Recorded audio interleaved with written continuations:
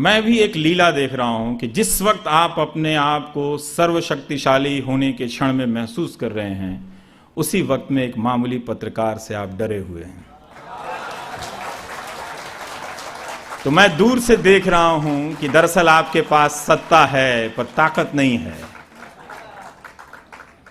दरोगा और income tax के ऑफिसर के दम पर बहुतों को डराया जा सकता है। उस डर का आप क्या करेंगे जिससे आप खुद डरे हुए हैं? थोड़ा मुस्कुराइए भी। मैं आसपास के अपने पत्रकार मित्रों को देखता हूं, मुस्कुराते तक नहीं है। भाई समर्थक ही हुए हो, नेता थोड़ी हो गए हो। तुमको जनता ने वोट दिया है, क्यों मर रहे हो अपने आप को? हंस के भी, हाय हेलो करके भी समर्थक हुआ जा सकता है कि नहीं हुआ जा सकता है? तो जो जिसके पास सत्ता नहीं है उसकी तलखी तो मैं समझ सकता हूं, जिसकी है वो क्यों तलख बैठा हुआ है? वो क्यों नहीं मुस्कुरा रहा है? क्योंकि मीडिया हमेशा आपको आज का वो नफरत के वातावरण में रखना चाहता है। वो चाहता है कि ये जो तलखी है, ये जो चिढ़ है किसी ना किसी को लेकर, वो बनी रहे। क्योंकि ये जो एक बार बन गई ना या मजबूती से, तो उसका हम कभी भी इस्तेमाल कर सकते हैं। उसका हम सिख भाइयों के खिलाफ भी इस्तेमाल कर सकते हैं, रवीश कुमार के खिलाफ भी इस्तेमाल कर सकते हैं, बापू के खिलाफ भी इस्तेमाल कर सकते हैं, और आप किसी हिंदू के खिलाफ भी। गंगेश और गुंजन के पिताजी कहते रहे कि मत मारो यार, ये मेरा बेटा है, पोता है। मार दिया पत्थर से उस भीड़ ने, बताइए। उठा के अंतिम पत्थर मार के सर पे मार दिया। उसकी दादी ने कहा कि मेरे पोते को इतना मार दिया, मुझे तो छोड़ दो। अब तो जागिए। इस हिंसा से हमको क्या हासिल है? क्यों सत्ता में बैठे हुए राजनीतिक दलों के प्रवक्ताओं की भाषा में इतनी तलखी है? इतना झूठ, इतना सारा चीज क्यों है भाई? थोड़ा हंसा भी कीजिए, दिवाली होली में बुलाया भी कीजिए। ये और बात है, मैं गया नहीं उनसे कहने के लिए कि आप क्यों नहीं मुझे बुलाते हैं। मैं उनसे ये भी नहीं कहने गया कि आप मेरे कार्यक्रम में अब क्यों नहीं आते। मैं उनकी भावना का सम्मान करता हूं।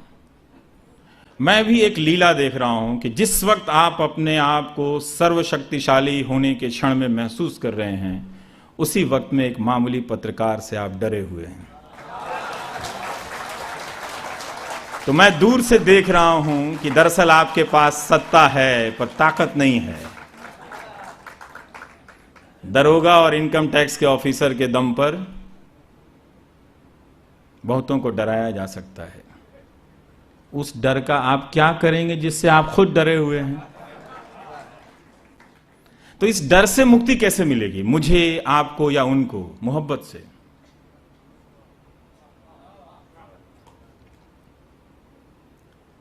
वृंदावन से मुझे किसी ने कहा कि रवि जी समस्या ये है। मैंने कहा आप इतना क्यों चिढ़ते हैं? मैंने क्या कर लिया है? मैं 10 बजे के बाद तो घर चला जाता हूं, कहीं दिल्ली में घूमता भी नहीं। समस्या यह है कि आप सनातनी नहीं हैं। मैंने कहा अरे भाई साहब, मैं सनातनी हूं, मैं तनातनी नहीं हूं। ये तनातनी मत कीजिए मुझसे।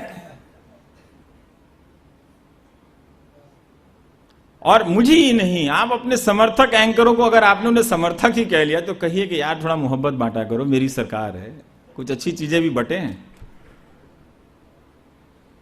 तो ये नहीं होना चाहिए, क्योंकि हम सब उसी की तलाश तो कर रहे हैं। इससे समाज में एक हताशा पैदा होगी और एक चुनौतीपूर्ण और बहुत ही रोचक दौर है हिंदुस्तान का। इसमें बहुत सारे लोग निराश हो जाते हैं, बहुत सारे लोग हताश होते हैं। ये वही लोग हैं जो कमज़ोर हो गए हैं। सोशल मीडिया, फेसबुक और ये मीडिया जो टेलीविज़न है और अखबार भी, इन लोगों की वजह से है। पर लोग अपनी अपनी तरह से प्रतिक्रियाएं कर रहे हैं। जैसे मैं altnews.in की बात कर रहा था, वो अहमदाबाद से ही हैं। अब देखिए उन्होंने कितने तरह के फेक न्यूज़ का उद्घाटन किया। और एक मीडिया विजिल वेबसाइट है, एक bloomlive.in है। इस तरह के वेबसाइट लोग आ गए हैं जो इसका उद्घाटन करते रहते हैं कि एक फेक न्यूज़ है, लेकिन उनका प्रसार बहुत कम है, वो नहीं पहुंच पा रहे हैं। दुनिया के साथ भारत में भी ऐसा प्रतिक्रियाएं हो रही हैं, अच्छी हैं। आपने गुजरात दंगों के दौरान का वो जो मोरवी के पोस्ट कार्ड का जिक्र किया, तो अभी इलाहाबाद में सरकार बन गई जोगी जी की, तो कोई मस्जिद या दरगाह है वहाँ इलाहाबाद में, तो उसकी ज़मीन से कोई रास्ता जाने वाला था, तो पहले का विवाद था और विवाद सलझ गया कि जिसने मस्जिद बनाई थी उसने झूठ बोला था, तो कोर्ट का फैसला हो गया, तो उन्होंने साफ कर दिया, रास्ता बन गया, लेकिन वो मार्केट कॉम्प्लेक्स से वो रास्ता नहीं टकराता था। तो मीडिया ने लिख दिया कि इलाके में तनाव फैल गया है और ये हो गया है, वो हो गया है। तो व्यापारियों ने कहा कि भाई वो जो रास्ता बना है उसका तो मस्जिद से कोई लेना देना नहीं, ना दरगाह से, और हम में उसमें तनाव कब हो गया। तो बात ही थी कि एक दिन क्लियर हो जाएगा, चूंकि कोर्ट का ऑर्डर है, इत्तेफाक था कि सरकार बन गई है, तो उस दिन उसके बाद हो गया कब होना। अगर चुनाव नहीं होता तो उसी दौरान हो जाता। तो उन लोगों ने क्या किया कि सारे अखबार को बंद कर दिया 3-4 दिन के लिए, 1 हफ्ता के लिए बंद किया। अभी बागपत में सहारनपुर को लेकर तरह तरह की चीजें हुई तो उन्होंने अखबार बंद किया है। अब हम इस दौर में पहुंच रहे हैं कि जहां हमको टीवी बंद करना पड़ रहा है, अखबार बंद करना पड़ रहा है। तो आप सोचिए कि आप बंद हो सकते हैं क्या? नहीं ना। तो आज़ाद होने के लिए बहुत ज़रूरी है कि हम लोग जब सवाल करें तो हमें आइसोलेट ना करें, हमें एंटी नेशनल ना कहें। ये बड़ा खूबसूरत देश है, कोई पूर्व जन्म का ही कुछ कर्म होता है कि यहाँ आदमी पैदा लेता है। इसमें बहुत सारी कमियां हैं, वो हम जानते हैं, लेकिन इसी से हम मोहब्बत करते हैं, हम ये भी जानते हैं। तो जो लोग एंटी नेशनल कहते हैं उन पे मुझे बड़ा दुख होता है, तरस भी आता है कि कैसे आप अपने नागरिक को बिना किसी प्रमाण के एंटी नेशनल कह सकते हैं, और किसी को एंटी नेशनल कहना ये एक राजनीतिक चरित्र बन गया है। तो मीडिया की ये जो डिज़ाइन है आप समझिए